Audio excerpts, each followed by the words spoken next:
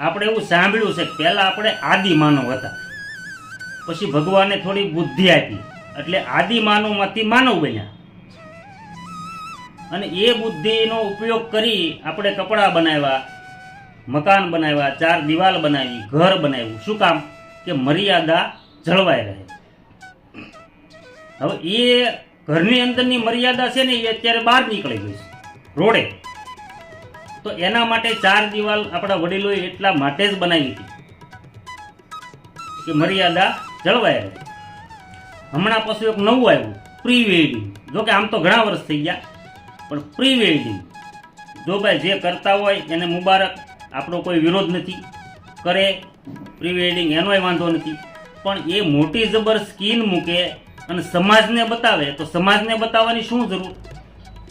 Pre wedding કર્યું છે તો તમારો પરિવાર અને તમે જુઓ. એટલે આપણી પૂરતું આ રાખવા જેવું છે. અને જો પ્રી વેડિંગ ન કરે તો સારી વાત છે.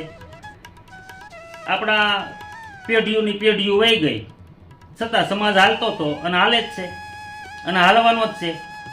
પ્રી વેડિંગના ખોટા ખર્ચા કરી અને લેણામાં ઉતરવું એ વસ્તુ યોગ્ય નથી. જેની પાસે પૈસા છે, ખૂબ પૈસા છે, એ લોકો કરે તો એ પણ સારી વાત છે. એની પાછળ ઘણાના પેટ ભરાશે. પણ મારી જેખા લુખ્ખા અમુક તો લઈ આવ્યા છે પ્રી વેડિંગ અને કેટલા કેટલા લાખ રૂપિયાની પાછળ બગાડે.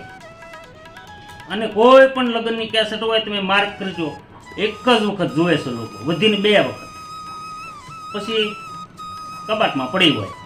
કોઈને જોવાનો ટાઈમ નથી અને રસોઈ નથી અને એ જોવી ગમતી પણ નથી.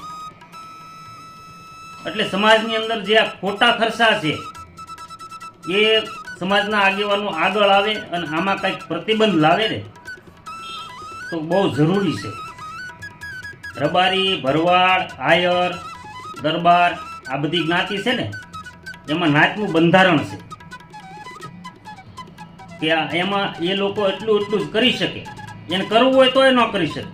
એ બહુ સારી વાત છે. પટેલ સમાજમાં આ બંધન કોઈ જાતનું કાંઈ નથી. બધાને મોજ ફાવે એ કરી શકે. અને ઓલા લોકો જે છે મેં કીધા તો એ લોકો છે ને એની નાચના લેવલ, એના નાચના રૂલ્સ પ્રમાણે ચાલે. ગમે એટલો પૈસાવાળો હોય ને તો એ વિરુદ્ધમાં જઈ જ ન શકે.